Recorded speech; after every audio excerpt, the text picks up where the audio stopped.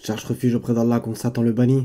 Au nom d'Allah, le tout miséricordieux, le très miséricordieux. Wassalamu alaikum wa rahmatullahi wa barakatuh, mes frères et sœurs. J'espère que vous allez bien. Donc, je vais m'adresser à Eric Younous. Vu que tu égares tes ouailles dans cette vidéo, pureté de la Sunna. Donc, Inch'Allah, tu tomberas sur cette vidéo et tu la regarderas. C'est ce que le Seigneur m'a indiqué de faire. Donc, on va commencer tout de suite. Et je vais répondre point par point. Bismillah. Les musulmans désirent ardemment rentrer au paradis. Et toute personne qui désire obtenir quelque chose se doit d'analyser cette chose. D'essayer de voir quelles sont les obligations que nous devons faire pour pouvoir obtenir cette chose et quelles sont les conditions sine qua non à remplir pour pouvoir l'obtenir. Les conditions, les obligations et les interdictions.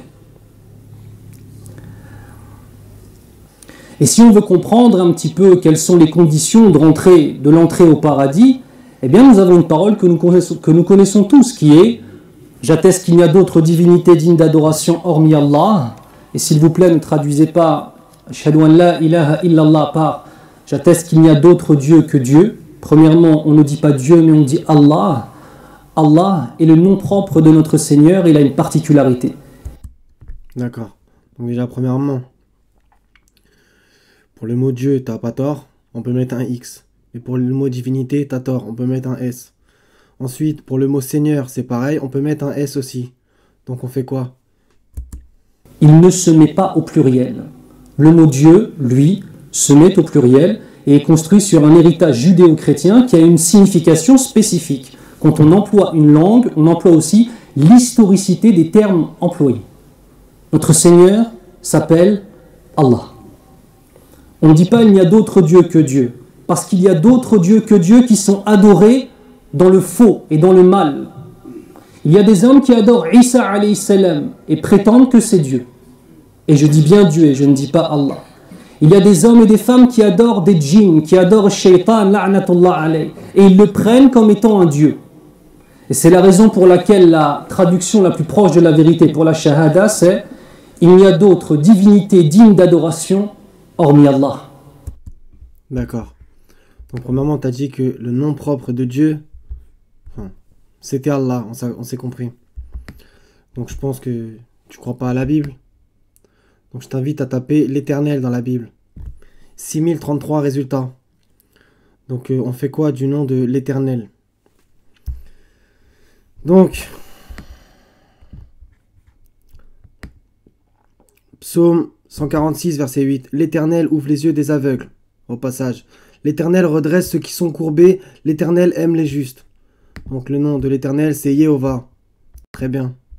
Yehovah, l'Éternel, celui qui est existant, le nom propre du seul vrai Dieu. Non prononcé à l'exception du tétragramme hébreu YHVH, Yahvé. Très bien, on continue.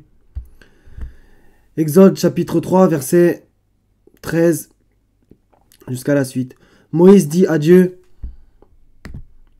Elohim, c'est le mot Elohim. J'irai donc vers les enfants d'Israël et je leur dirai, le Dieu de vos pères m'envoie vers vous, mais s'ils me demandent quel est son nom, que leur répondrai-je? Dieu dit à Moïse, je suis celui qui suis. Haya. Ok? Ou je sais pas prononcer, mais bon, c'est pas grave.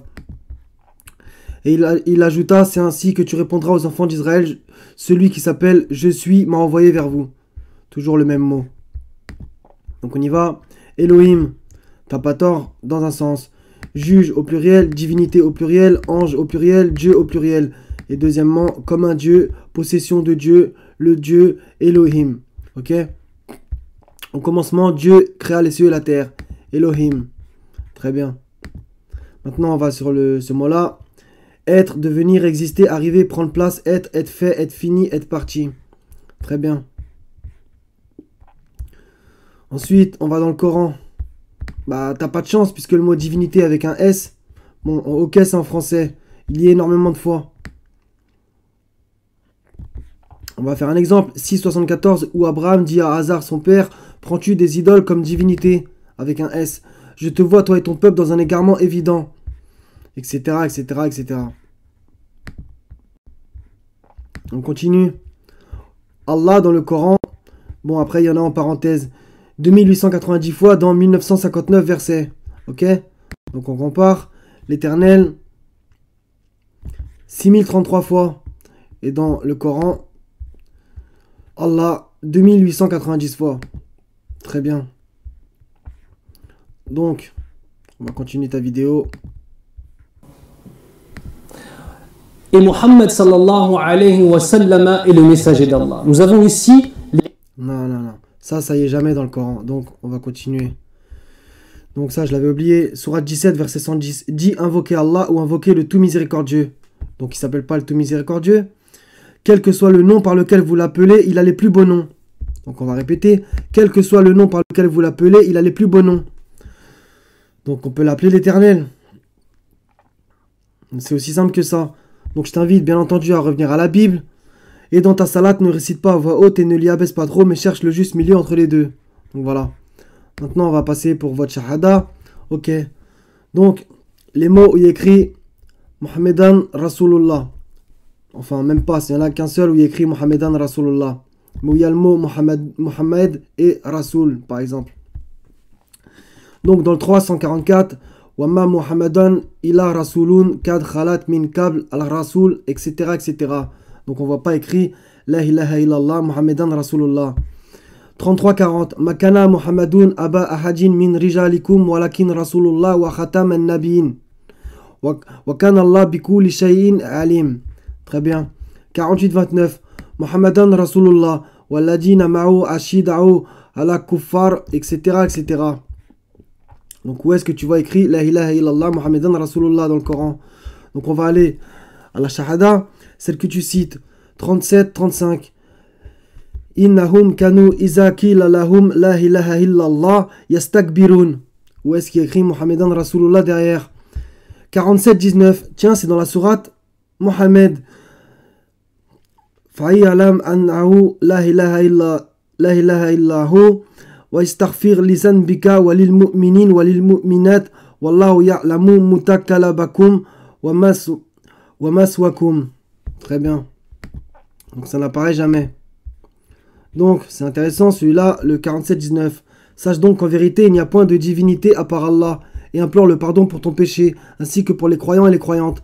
Allah connaît vos activités et votre lieu de repos. Donc, dans la sourate Mohammed, j'ai écrit ça. Il n'y a pas écrit dans la sourate Mohammed. Sache donc qu'en vérité, il n'y a point de divinité à part Allah, et que Mohammed est son messager. Allah ne met jamais ensemble à côté un nom humain à côté de lui, en attestant qu'il n'y a point de divinité à part lui. Jamais. Donc on continue. Pour la vraie shahada, tu la trouveras dans le 3.18, Eric. Dans le 3.18. Shahid Allah. Allah atteste. Shahid Allah annahu la ilaha illahu wal malaikatu wa ulul ilm kaiman bil kist la ilaha illahu al hazizul hakim. Voilà. La ilaha illahu al hazizul hakim. C'est quand même explicite. Donc on va la réciter en français. Allah atteste, vous voyez, ça revient. Et aussi les anges et les doués de science, qu'il n'y a point de divinité à part lui, le mainteneur de la justice. Point de divinité à part lui, le puissant, le sage. Très bien. Par contre, vous, votre shahada, elle ressemble étrangement à la sourate 63, verset 1. Donc quand les hypocrites viennent à toi, ils disent: nous attestons que tu es certes le messager d'Allah. Allah sait que tu es vraiment son messager. Et Allah atteste que les hypocrites sont assurément des menteurs. Donc c'est très intéressant. Écrit nous attestons. Et plus loin il y a écrit et Allah atteste que les hypocrites sont assurément des menteurs. Donc on va le réciter en arabe. Iza ja'aka al-munafiqun qalu nash'adu innaka la rasulullah wallahu ya'lamu innaka la rasulullah la rasulu wallahu yashhadu innal munafiqin lakadzibun. C'est explicite. C'est explicite. Donc ça sera après. On revient à ta vidéo. Et deux conditions d'acceptation de toute adoration et même d'acceptation à notre foi. Ça c'est faux, c'est écrit nulle part. La première, c'est l'unicité absolue d'Allah subhanahu wa ta'ala. Encore faut-il... Il faut croire en tous les prophètes et pas faire de distinction entre eux. Et il y a un autre verset qui dit, nous ne faisons aucune différence entre ce que vous faites sans cesse. Étudier, la comprendre, la ressentir. Et après, tu as le culot de nous parler d'unicité divine. Alors que tu mets Mohammed partout. Et la deuxième dimension, c'est ittiba'un nabi sallallahu alayhi wa sallam. Le fait de suivre le prophète sallallahu alayhi wa sallam. Croire en Allah comme lui a cru en Allah. Agir dans les adorations comme lui a agi. Et avoir des interactions avec les autres créatures telles qu'il nous les a ordonnées. Ça c'est écrit où? C'est encore dans le Coran. Donc déjà tu vas même pas faire ton boulot. Tu vas pas citer le seul verset qui pourrait aller dans ton sens. Malgré que bien entendu il y a un autre verset qui complète la chose. Donc on va te laisser parler, on va répondre après. Et s'éloigner de ce qu'il nous a interdit. فقال النبي صلى الله عليه وسلم لا يؤمن أحدكم حتى أكون أحب إليه من والدي وولده والناس أجمعين. Ce qui signifie, vous ne serez de véritables croyants que lorsque vous m'aimerez plus, que vos parents, que vos enfants et que l'humanité tout entière. Bon, on va aller vers le verset que je te disais. Donc reviens vers Allah, hein, Eric. Donc le 3:31 qui pourrait aller dans ton sens dit, donc c'est cool, c'est Mohammed qui devait dire, si vous aimez vraiment Allah, suivez-moi. Allah vous aimera alors et vous pardonnera vos péchés. Allah est pardonneur et miséricordieux. D'accord. Mais est-ce que Mohammed suivait quelqu'un? 235, ils ont dit, soyez juifs ou chrétiens, vous serez donc sur la bonne voie. Dit, cool, c'est Mohammed qui devait dire, non, mais nous suivons la religion d'Abraham. Mohammed n'a jamais fondé de religion, mais nous suivons la religion d'Abraham. Donc Mohammed suivait Abraham, le modèle même de la droiture et qui ne fut point parmi les associateurs. Tu fais pas ton job, hein. Comment allons-nous faire justement pour pouvoir arriver à ces degrés si élevés de la foi? Parce que bon, j'avais mis un verset de côté pour celui-là aussi. Donc c'est celui-là, je crois. Voilà. Parce que vous, c'est ça que vous appliquez. Le 265. Parmi les hommes, il en est qui prennent en dehors d'Allah des égaux à lui, en les aimant comme on aime Allah. Voilà, vous suivez une autre sunna que celle d'Allah. Surat 17, verset 77. Telle est la sunna d'Allah. Or, les croyants sont les plus ardents en l'amour d'Allah. Vous voyez? Quand les injustes verront le châtiment, ils sauront que la force tout entière est à Allah et qu'Allah est dur en châtiment. Donc moi, ça me fatigue de te répondre, mais bon. C'est un degré qui est très élevé, on ne va pas se mentir. Il y a même dans le hadith avec l'imam Omar ibn Khattab radiallahu anhu, où le Nabi sallallahu alayhi wa sallam lui dit dans le sens, tu dois m'aimer plus que toi-même. هذه الدرجات هي درجات الصالحين وأولياء الله. Ça c'est les degrés des pieux et des rapprochés d'Allah subhanahu wa ta'ala. Première des choses, une chose très simple mes frères et sœurs, lire la sunna du prophète sallallahu alayhi wa sallam. Bon, puisque tu vas pas faire le travail à tes ouailles, je dois le faire à ta place. Donc, je suis dans prétendu Sahih Muslim. Donc, ça c'est le genre de hadiths qui vont jamais vous sortir. Et il y en a plein des dégueulasses comme ça. Donc, le récit de Aïcha, d'après Al-Kama, un homme passa la nuit à la maison de Aïcha, ce qui est déjà très suspect. Au matin, quand il se réveilla, il se mit à laver ses habits, car il avait eu des pollutions nocturnes. Ça vole très haut. L'ayant vu, Aïcha lui dit, si tu vois la tache, lave-la, sinon asperge d'eau l'endroit de tes habits. Et écoutez bien, je me souviens encore d'avoir frotté à sec les taches, entre parenthèses, de l'éjaculation des habits du prophète, qui alla ensuite prier, vêtu de ces mêmes habits. Voilà votre sunna.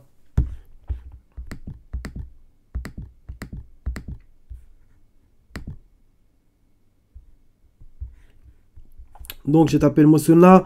Bien entendu, je vous invite à le faire, les frères et sœurs. Je sais que je me répète pour ceux qui regardent mes vidéos, mais voilà. Donc, sunna, ça apparaît 14 fois dans 9 versets. On va taper M, au cas où il y aurait Mohammed dedans,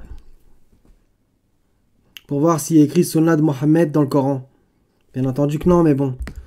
Sunnatu al-awalin, sunnatu al-awalin, sunnata man kad arsalna kabalaka min rusulina, wala tajidu li sunnatina tahwilan. Celui-là, il est explicite.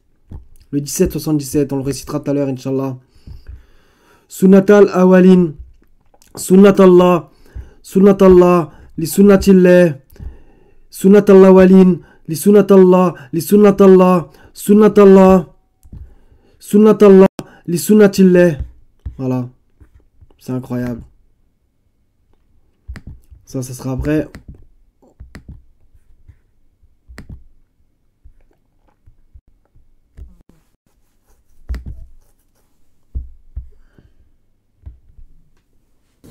C'est simple.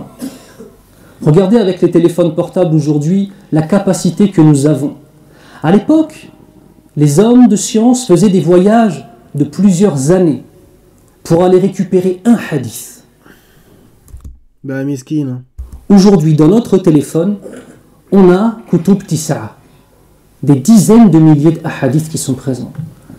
Je ne suis pas en train de vous poser la question Hal tabbaqna صحيح البخاري أو صحيح مسلم أو سنن الترمذي أو سنن أبي داود طبقنا لا أقول لكم هذا الكلام أقول لكم هل قرأنا فقط حتى بدون فهم وبدون تطبيق. La question c'est, je ne vais même pas vous dire est-ce que maintenant ce qu'on a trouvé dans tous les hadiths qui sont maintenant présents et disponibles partout, même dans nos téléphones, subhanallah, partout. Je ne vais même pas vous poser la question, est-ce que nous avons appliqué ce que nous avons lu? Est-ce que nous avons ressenti et compris ce que nous avons lu? Je vais poser juste une seule question. Est-ce qu'on a ne serait-ce qu'une fois dans notre vie lu entièrement un recueil de hadiths du prophète sallallahu alayhi? Ouais, moi je l'ai fait. Et je peux te garantir que votre secte, je l'ai quitté par la grâce d'Allah Azawajal. On dit qu'on le connaît, mais on ne connaît pas sa vie. Ne serait-ce que sa vie, elle est dans le Coran. Après, si pour toi, il n'y a pas les détails, excusez-moi de l'expression, de quand il faisait caca derrière la Qibla ou pas, ça c'est parce que vous aimez les histoires humaines. C'est la parole d'Allah qu'il faut aimer. Physiquement, on ne sait même pas comment il est, alors que tout est présent dans les livres de hadith. On ne sait pas ce sur quoi il nous a donné des ordres, ce qu'il nous a ordonné de faire et ce qu'il nous a interdit de faire. Est-ce qu'il y a un problème? Chaque fois que la Ummah dans l'histoire de l'islam s'est éloignée de la sunna du prophète sallallahu alayhi wa sallam, comme on dit, l'ordre n'aime pas le vide. Déjà, c'est la nature n'aime pas le vide. Et si ici la construction intellectuelle de ce qu'est la Ummah Islamiyya, et si... Au passage, tu as sorti que à chaque fois que la Ummah Islamiyya s'est détournée de la sunna, en gros, elle s'est égarée. D'accord? Ça me fait penser à un verset. Sourate 25, verset 30. Et le messager, donc Mohammed, dit: Seigneur, ma communauté a pris ce Coran pour une chose délaissée, ce que vous faites sans cesse. La construction des adorations des musulmans est vide de la sunna et de l'application de la sunna du prophète sallallahu alayhi wa sallam, sachez qu'on attribue au prophète. Autre chose viendra le remplacer. Et bien évidemment, en premier lieu, les innovations. On va y venir aux innovations. Parce que pas de chance pour vous, le mot est dans le Coran.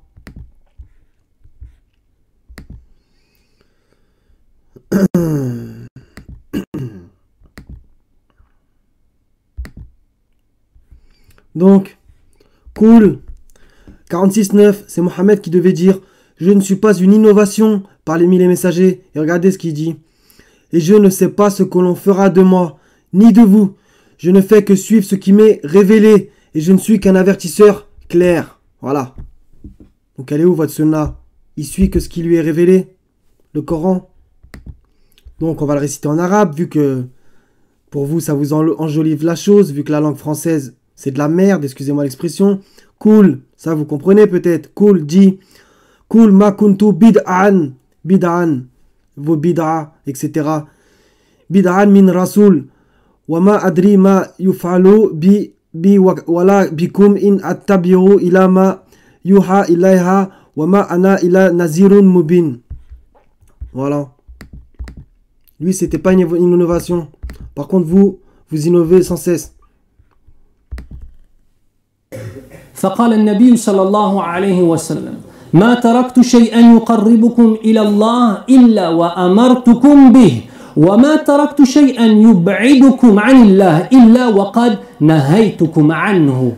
Ce qui signifie, le prophète sallallahu alayhi wa sallam nous dit dans le sens du hadith: je n'ai rien laissé de ce qui vous rapproche d'Allah sans vous ordonner de le faire. Siratul mustaqimi mawjudun fi sunnati rasulillahi sallallahu alayhi wa sallam. Non, Sirat al-Mustaqim, c'est pas la sunna prétendue attribuée au prophète Mohammed. Non, non. Ne confonds pas, s'il te plaît. Sirat al-Mustaqim, le chemin droit, c'est la voie d'Allah. Et elle est toute droite, alors que vous zigzaguez. La voie droite est présente dans la sunna du prophète sallallahu alayhi wa sallam. Puis par la suite, et je n'ai rien laissé de ce qui vous éloigne d'Allah sans vous mettre en garde contre cette chose-là et vous l'interdire. Une question légitime se pose, mais à quoi sert un prophète? La première des choses, oui, effectivement, c'est un lien entre nous et Allah subhanahu wa ta'ala. Wa la shakka fi dhalik. Wa ar-rasul huwa tatbiq لكل ما وجدنا في القرآن الكريم. فلما سئلت عائشة رضي الله عنها عن خلق رسول الله صلى الله عليه وسلم قالت كان خلقه القرآن. Et un prophète n'est ni plus ni moins que la concrétisation humaine de l'application de tous les principes coraniques. Le Coran al-Karim est la parole d'Allah Azza wa Jal. Il est parfait, il est élevé. Et il y a des éléments qui sont difficiles à la compréhension dedans. Le prophète sallallahu alayhi wa sallam est là pour nous l'expliquer. D'accord. Est-ce qu'il est là pour expliquer le Coran? T'as encore une fois pas de chance, le mot expliquer est dans le Coran.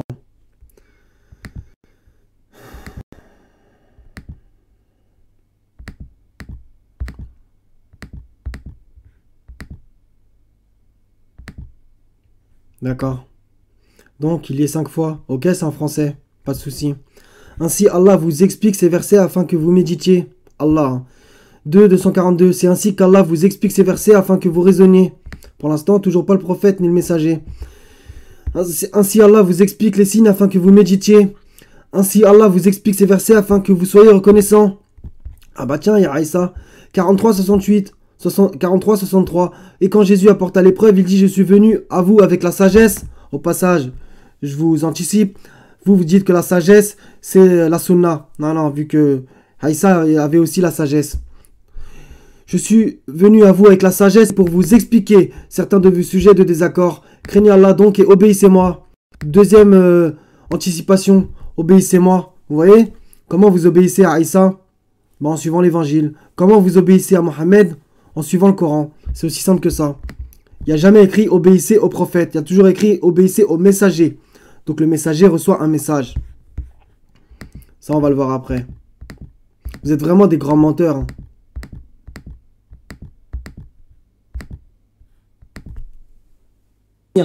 Deuxièmement, il est là pour Donc, il n'y a pas écrit une seule fois dans le Coran qu'il expliquait le Coran. Nous montrer comment faire pour ne pas rester au degré de ceux qui lisent le Coran mais qui n'arrivent pas à l'appliquer. Ça me vient en tête là.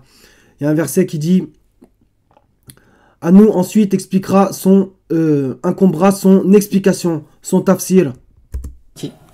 Ainsi, il est la voie, il est la concrétisation humaine de l'application du Coran. Tu veux voir ce qu'est un homme pieux?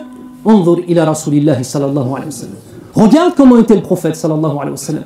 Tu veux savoir comment délaisser les choses illicites de ton existence? Regarde comment était le prophète sallallahu alayhi wa sallam. Tiens, tu as utilisé le mot délaisser. Je te renvoie encore au 25-30. Écoute les nasa'ih, que nous écoutions les conseils qu'il nous a donnés pour avoir une relation apaisée avec notre Seigneur et une relation apaisée avec les créatures d'Allah Azza wa Jal. Siratul mustaqim mawjoudun fi sunnati rasulillahi sallallahu alayhi wa sallam. La voie droite qu'on demande tant de fois dans Suratul Fatiha. Ihdina siratal mustaqim. Au passage, vous dites pas la basmala et vous rajoutez Amin. Elle est présente dans la sunna du prophète sallallahu alayhi wa sallam. Et on pourrait se poser la question, mais pourquoi parler de la sunna? C'est quelque chose de clair pour nous tous. Bien évidemment, la ilaha illallah, Muhammadur Rasulullah sallallahu alayhi wa sallam. On a prouvé que ça n'existait pas coraniquement, la ilaha illallah, Muhammadan Rasulullah à la suite. Jamais.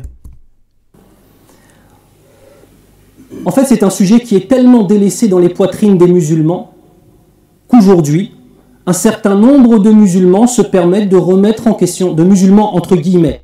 Ça va être très intéressant, écoutez bien. Mais je vais te faire le talion, c'est toi le musulman entre guillemets, et on va le prouver par le Coran et pas par des blabla. Lakum dinukum waliyadin, ana sunni, Je m'accroche à la sunna. Et celui qui ne s'accroche pas à la sunna et qui remet en question la notion même de la sunna, lahu dinuhu waliya dini. Il a son din et j'ai mon din. Des gens qui se prétendent donc musulmans viennent de remettre en question la sunna. Mais posez-vous la question, mes frères. Voilà. C'est marrant, tu as utilisé le mot prétendre.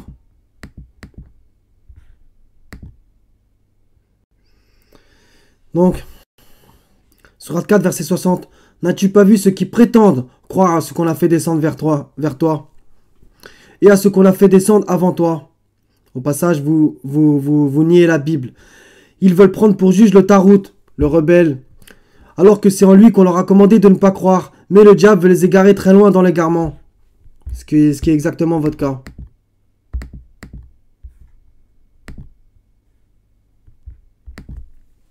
Pourquoi font-ils cela? La première des choses, la sunna est la voie vers l'acceptation des actions par Allah Azza wa Jal et la satisfaction d'Allah. Donc ces gens-là, c'est écrit où ça? Qui veulent se battre contre la satisfaction d'Allah et qui veulent insulter les sahaba de Nabi sallallahu alayhi wa sallam, les compagnons du prophète sallallahu alayhi wa sallam. J'ai jamais entendu personne qui suivait plus ou moins que le Coran. Bon, moi je suis le Coran et la Bible, insulter les sahaba. Par contre, on va te faire une petite leçon. Vu que tu fais semblant, ou alors tu veux mentir à ceux qui t'écoutent, bah on va taper le mot compagnon dans le Coran. Ok? Bah c'est très mauvais signe.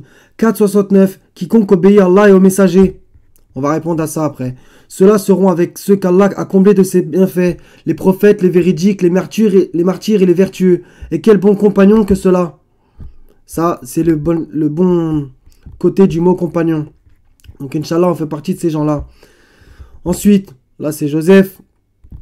26-61. Puis, quand les deux parties se virent, les compagnons de Moïse dirent « Nous allons être rejoints ». C'est très mauvais, hein, puisque dans le verset d'après, Moïse dit « Jamais, car j'ai avec moi mon Seigneur qui va nous guider, qui va me guider ». Donc, les sahaba de Moïse, ils n'avaient pas une foi très ferme. Donc, 41-25. Et nous leur avons destiné des compagnons inséparables qui leur ont enjolivé ce qui était devant eux et derrière eux.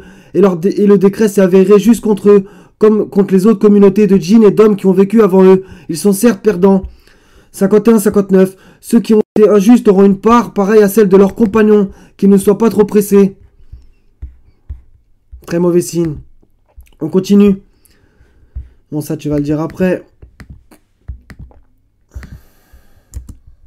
Qu'est-ce qu'ils font? Ils combattent la sunna. Ces mêmes personnes-là, ils ne veulent pas que le Coran soit pour eux une somme de règles qui amènent au paradis et une somme d'ordres et d'interdictions. Ces gens-là ne veulent pas se soumettre à Allah Azza wa Jal. D'accord, on va répondre à ça. On va voir qui se soumet ou qui se soumet pas. C'est dommage pourtant, encore une fois.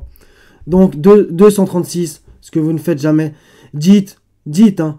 Nous croyons en Allah et en ce qu'on nous a révélé, et en ce qu'on a fait descendre vers Abraham, Ismaël, Isaac, Jacob et les tribus, et en ce qui a été donné à Moïse et à Jésus, la Torah et l'évangile, que vous dites qu'elle est falsifiée, et en ce qui a été donné aux prophètes venant de leur Seigneur.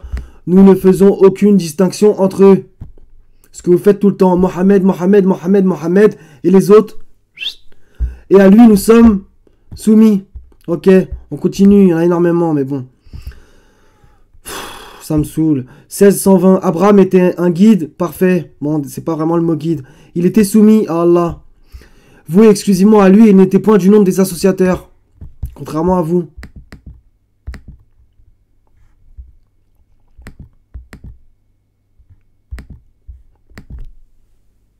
Et comme ils ne veulent pas se soumettre à Allah subhanahu wa ta'ala, que font-ils? Haoula'il khubatha. Que font-ils ces gens-là? Ils veulent délaisser la sunna complètement afin de n'avoir que le texte coranique. Mais que le texte coranique, mes frères. Fakayfa nusalli. Comment allons-nous prier? Vous vous rendez compte quand même de ce qu'il vient de dire? Eric, tu te rends compte de ce que tu dis là? On va répéter. Une somme d'ordre et d'interdiction. Ces gens-là ne veulent pas se soumettre à Allah Azza wa Jal. Et comme ils ne veulent pas se soumettre à Allah subhanahu wa ta'ala, que font-ils? Haoula'il khubatha. Que font-ils ces gens-là? Ils veulent délaisser la sunna complètement afin de n'avoir que le texte coranique. Mais que le texte coranique, mes frères. Fakayfa nusalli. Comment allons-nous prier? C'est écrit dans le Coran comment prier et le nombre de prières. Je vous invite à aller sur ma chaîne si vous voulez. Kayfa nasum? Comment allons-nous faire le siyam de Ramadan ou bien alors tout ce qui est surérogatoire? Kayfa nu'minu billah? Comment on va croire en Allah Azza wa Jal sans la sunna du prophète sallallahu alayhi wa sallam dans les détails des milliers de questions qui se posent? Bon là c'est une parole de mécréance, donc j'ai même pas les mots pour répondre à ça franchement. Comment allons-nous prier? Kayfa nasum? Comment allons-nous faire le siyam de Ramadan ou bien alors tout ce qui est surérogatoire? Kayfa nu'minu billah? Comment on va croire en Allah Azza wa Jal? Comment on va croire en Allah Azza wa Jal, t'as dit? Mais tu te rends compte qui a créé les cieux et la terre? Mohammed, Jésus, Moïse ou Allah? C'est qui fait lever le soleil? Sans la sunna du prophète sallallahu alayhi wa sallam dans les détails des milliers de questions qui se posent. C'est normal, vous êtes comme les Banu Israël dans la sourate 2 avec l'histoire de la vache. Elle est quelle couleur? Jaune, pas jaune, bleu, rouge? Vous êtes pareil qu'eux. Les ennemis d'Allah n'auront de cesse de combattre la sunna du prophète sallallahu alayhi wa sallam. Vous êtes les ennemis d'Allah. N'inverse pas les rôles s'il te plaît. Leur voie est très simple mes frères. Ils s'attaquent aux sahaba radiyallahu anhum. Bon, pour les sahaba on va voir un truc intéressant. Vu que tu es un ignare. Donc pourquoi Allah dans le Coran il cite pas un seul de ces noms des sahaba. Alors que dans l'évangile, Matthieu chapitre 10, voici les noms des 12 apôtres. Le premier, Simon appelé Pierre, et André son frère, Jacques fils de Zébédée et Jean son frère, Philippe et Barthélemy, Thomas et Matthieu le publicain, Jacques fils d'Alphée et Thaddée, Simon le Canaanite et Judas l'Iscariote, celui qui livra Jésus. Voilà. Donc évangéliquement, on a les noms. Si coraniquement Allah a décidé de ne pas les mettre, c'est pour une raison qui lui appartient. Donc encore une fois, ce sont que des noms que vous et vos ancêtres avez inventés. Et moi je vais vous dire une chose sincèrement, je suis parfois étonné de la réaction de certains musulmans. Quand devant eux, on parle mal de n'importe quel compagnon du prophète sallallahu alayhi wa sallam, et les cœurs ne tremblent pas. Par contre, quand on parle mal d'Allah, là il n'y a plus personne. Est-ce que vous vous rendez compte qui ils sont? Radiyallahu anhum wa radu an. N'utilise pas un verset pour en ta faveur. Parce que, ok, il y avait des gens qui entouraient le prophète et qu'Allah a agréé et qu'il l'agrée. Ça, il n'y a aucun problème. Personne ne remet ça en cause. Maintenant, je te demande, si tu es véridique, d'apporter la preuve que tous les gens que tu cites comme compagnons ont existé. Avec leur nom coraniquement. Tu n'auras pas la preuve. Allah est satisfait d'eux, ils sont satisfaits de ce qu'ils vont retrouver auprès d'Allah subhanahu wa ta'ala. C'est eux qui ont porté la sunna. Ça c'est faux. Où est-ce qu'il y a une preuve coranique qu'ils ont porté la sunna à l'époque de la révélation? Ils étaient les proches du prophète sallallahu alayhi wa sallam. Ils étaient... Et arrêtez avec votre hypocrisie de à chaque fois dire le prophète sallallahu alayhi wa sallam. Ça me rappelle la sourate 63 mais d'une force. Et quand tu les vois, leur corps t'émerveille, etc., etc. Ces étudiants, ils étaient ceux qui étaient mariés avec ces Vous crachez sans cesse sur lui, vous lui attribuez des choses et vous prétendez l'aimer. filles, sallallahu alayhi wa sallam. Les meilleures créatures après les prophètes. Sahaba radiyallahu anhum. Et moi je vais vous dire une chose. Et là je m'adresse plus spécifiquement à ceux qui sont à la quarantaine et en dessous de la quarantaine. Beaucoup de musulmans de cet âge-là ont perdu leur izza avec les sahaba radiyallahu anhum. Les jeunes souvent sont en train de critiquer les anciens. Les anciens, ils font ci, ils font ça. Va insulter un seul sahabi en face d'un ancien, il va te jeter une babouche dans ta tête sur place. Et ça, c'est une fierté, ça.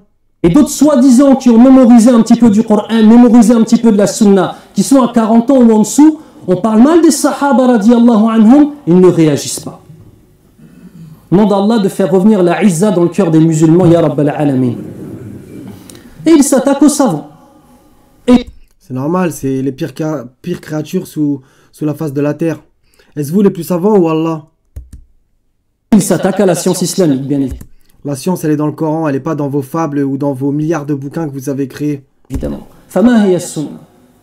السنة هي ما صدر من رسول الله صلى الله عليه وسلم غير القرآن من الأقوال والأفعال والتقرير أو سيرة أو صفة خلقية أو خلقية. Ce qui signifie, la sunna, qu'est-ce qu'elle est? Dans l'istilah des ulama, du hadith notamment, et pour les usuliyoun, c'est plus court. Ce sont les paroles, les descriptions d'actes et les approbations qui sont venues de la part du prophète sallallahu alayhi wa sallam. Et on enlève de cela le Coran, car c'est la parole d'Allah. On enlève de cela le Coran. Tu vois, ça, comme Jésus a dit, on reconnaît un arbre à ses fruits. Et les histoires, l'histoire du prophète sallallahu alayhi wa sallam, mais aussi les caractéristiques physiques et comportementales. Irthuna, as-sunnah.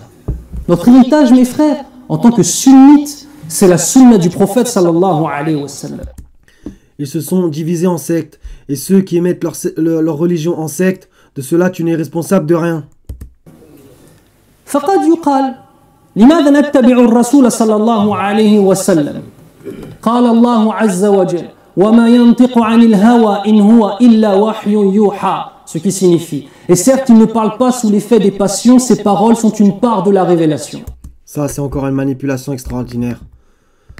J'en ai marre hein, franchement de vous. Donc déjà traduction, c'est qu'une part de la révélation, je sais pas où tu l'as sorti, c'est incroyable. Donc, Sourate 53, versets 1 à 10, parce que vous faites exprès de le décontextualiser. Par l'étoile à son déclin, votre compagnon ne s'est pas égaré et n'a pas été induit en erreur. Au passage, j'ai écrit compagnon. C'est lui le vrai compagnon. Et il ne prononce rien sous l'effet de la passion. Ce n'est rien d'autre qu'une révélation inspirée, que lui a enseigné à la force prodigieuse. C'est pas tout ce que soi-disant le prophète racontait. Doué de sagacité, c'est alors qu'il se montra sous sa forme réelle, alors qu'il se trouvait à l'horizon supérieur. Puis il se rapprocha et descendit encore plus bas, et fut à 2 portées d'arc ou plus près encore. Il révéla à son serviteur ce qu'il révéla. Voilà. On continue. Verset qui complète 69, 38 à 47. Mais non, je jure par ce que vous voyez, ainsi que par ce que vous ne voyez pas, que ceci est la parole d'un homme messager. Ceci, donc le Coran, pour une fois la parenthèse n'est pas mauvaise. Et que ce n'est pas la parole d'un poète, mais vous ne croyez que très peu. Ça c'est votre cas. Ni la parole d'un devin, mais vous vous rappelez bien peu. C'est une révélation du Seigneur de l'univers. Voilà. C'est en ça qu'il ne parlait pas sous l'effet de la passion. C'est que lui, il parlait avec la révélation. Donc avec le Coran. Et s'il avait forgé quelques paroles qu'il nous avait attribuées, nous l'aurions saisi de la main droite. Ensuite, nous lui aurions tranché la horte. Et nul d'entre vous n'aurait pu lui servir de rempart. Ça veut dire qu'il n'a jamais pu inventer une sunna. On continue. Sourate 17, versets 73 à 77. Et en supplément, on va citer 77. Ils ont failli te détourner de ce que nous t'avions révélé. Ça va dans le même sens. Qu'à la place de ceci, tu inventes quelque chose d'autre et tu l'imputes à nous. Très bien. Et alors, il t'aurait pris pour ami intime. Et si nous ne t'avions pas raffermi, tu aurais bien failli t'incliner quelque peu vers eux. Alors nous t'aurions certes fait goûter le double de la vie et le double de la mort. Et ensuite, tu n'aurais pas trouvé de secoureur contre nous. Vous voyez, Allah, c'est une menace. En vérité, ils ont failli t'inciter à fuir du pays pour t'en bannir. Mais dans ce cas, ils n'y seraient pas restés longtemps après toi. Très intéressant. Telle fut la règle appliquée par nous à nos messagers que nous avons envoyés avant toi. Et tu ne trouveras pas de changement en notre règle. Le mot règle, c'est le mot sunna. Voilà. Donc, vous croyez que c'est un hasard, ça, qu'il y ait le mot sunna juste après tout ça? Donc, vu que tu vas manipuler encore d'autres versets...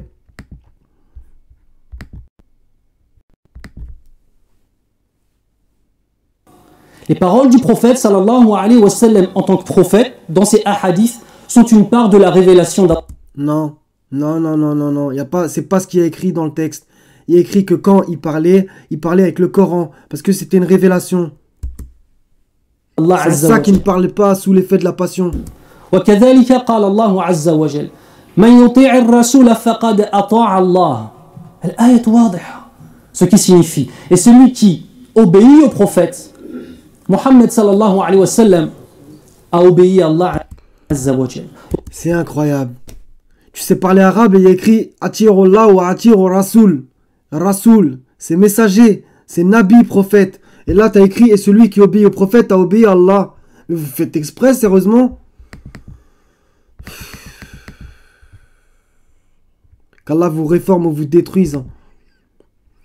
Donc, vu que tu vas manipuler, je la vois déjà venir, vu que vous faites tous pareil, parce que vous suivez vos savants. Donc, on va réciter, tapez obéissez-moi, mes frères et sœurs, dans le Coran. Donc ça c'est Isa, à la fin il dit craignez Allah donc et obéissez-moi. Comment vous obéissez à Jésus? C'est temporel, donc vous obéissez au livre qu'il a eu. Donc comment ça s'appelle? L'évangile. C'est incroyable. Donc maintenant comment tu vas répondre à la sourate Ash-Shu'ara au verset sourate 26, verset 108, 110, 126, 131, 144, 150, 163, 179. C'est fait exprès, Allah il a fait exprès pour vous dévoiler. Donc les messagers disaient ça, craignez Allah donc et obéissez-moi. Donc Houd, Salih, Shu'aib, Lot, etc. Donc on fait comment? C'est des versets temporels. Aussi simple que ça. Maintenant, une fois que Mohammed n'est plus là, en vérité tu mourras et ils mourront, etc., etc. Il est mort, acceptez-le. Donc c'est à qui qu'on doit l'obéissance? 16,52. C'est à lui qu'appartient ce qui est dans les cieux et sur la terre. C'est à lui que l'obéissance perpétuelle est due. Perpétuelle. Craindriez-vous donc d'autres qu'Allah? Voilà, de toute façon, on va pas aller au bout de la vidéo parce que c'est incroyable. Donc, j'ai même pas regardé la suite de ta vidéo, mais j'anticipe déjà ce que je pense que tu vas dire. Enfin, là, c'est mieux, bien entendu. Mais pour tes suiveurs, au cas où ils viendraient regarder la vidéo et qui me diraient, oui, bah la sagesse, c'est la sunna. Ok. Sourate 2, verset 269. Il donne la sagesse à qui il veut. Et celui à qui la sagesse est donnée, vraiment, c'est un bien immense qui lui est donné. Mais les doués d'intelligence seulement s'en souviennent. À propos de Isa 3,48. Et Allah, entre parenthèses, lui enseignera l'écriture, la sagesse, la Torah et l'évangile. Donc, on fait comment là? Elle est où la sunna de Isa? Voilà. Encore une autre anticipation. Vous allez me sortir le 59,7 et vous allez faire ça là, ce que je viens de montrer. C'est-à-dire prendre ce segment du verset. Prenez ce que le messager vous donne et ce qu'il vous interdit, abstenez-vous-en. Et craignez Allah car Allah est dur en punition. Mais il faut le prendre tout entier, voire même avec le 6. Le butin provenant des habitants des cités qu'Allah a accordé sans combat à son messager appartient à Allah, aux messagers, aux proches parents, aux orphelins, aux pauvres et aux voyageurs en détresse, afin que cela ne circule pas parmi les seuls riches d'entre vous. Prenez ce que le messager vous donne et ce qu'il vous interdit, abstenez-vous-en et craignez Allah car Allah est dur en punition. Donc ça parle du butin. Voilà. Allah al-Musta'an. Donc voilà mes frères et sœurs. Pour les suiveurs d'Eric Younous ou les autres qui tomberaient sur cette vidéo, demandez à Allah bien entendu si je me trompe et il vous répondra. Donc, revenons tous ensemble au Coran et aussi à la Bible. Donc soyez bénis mes frères et sœurs. Je vous aime pour la face d'Allah Azzawajal. Wassalamun ala al-mursalin walhamdulillahi rabbil alamin. La ilaha illa huwa al-hazizul hakim. Wassalamu alaikum wa rahmatullahi wa barakatuh mes frères et sœurs.